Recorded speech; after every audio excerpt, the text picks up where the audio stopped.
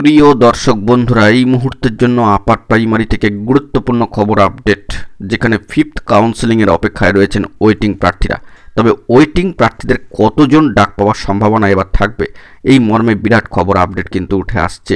অবশ্যই জানিয়ে রাখি, অফিসিয়ালি কোনো আপডেট এখনও পর্যন্ত পাওয়া যায়নি, তবে একটা সম্ভাবনাময় বার্তা কিন্তু উঠে এসেছে।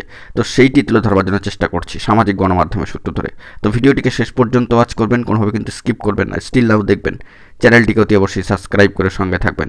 তো বন্ধুরা, যে বিষয়টি জানা যাচ্ছে যে ওয়েটিং প্রার্থীদের মধ্যে থেকে কতজন ডাক পাওয়ার সম্ভাবনা থাকছে, সেই নিয়ে কিন্তু চারিদিকে শোরগোল পড়ে গিয়েছে। ইতিমধ্যেই এ বিষয়ে বিশিষ্ট শিক্ষক, সম্মানীয় শিক্ষক জিৎ মজুমদার মহাশয় কার্যত বার্তা দিয়েছেন, এবং পাশাপাশি all Bengal upper primary teachers অ্যাসোসিয়েশনের তরফ থেকে সম্মানীয় বিশিষ্ট শিক্ষক মহাশয় জিৎ মজুমদার মহাশয়ের যে বার্তা, অবশ্যই ধন্যবাদ, সাধুবাদ, কুর্নিশ কিন্তু জানাতেই হচ্ছে তাকে।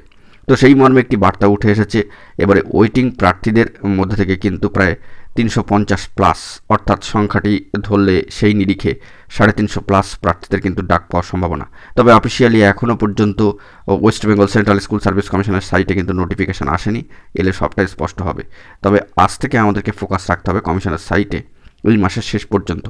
যদি এই মাসের মধ্যে চলে আসে, তবে কিন্তু পরবর্তী মাসের শিডিউল শুরু করে দিতে কোনো সমস্যার জায়গা থাকবে না। অবশ্যই কমিশন এই বিষয়ে সদর্থক প্রয়াস গ্রহণ করছেন, এবং তাদের যে উদ্যোগ, তাকে অবশ্যই সাধুবাদ জানাতেই হচ্ছে।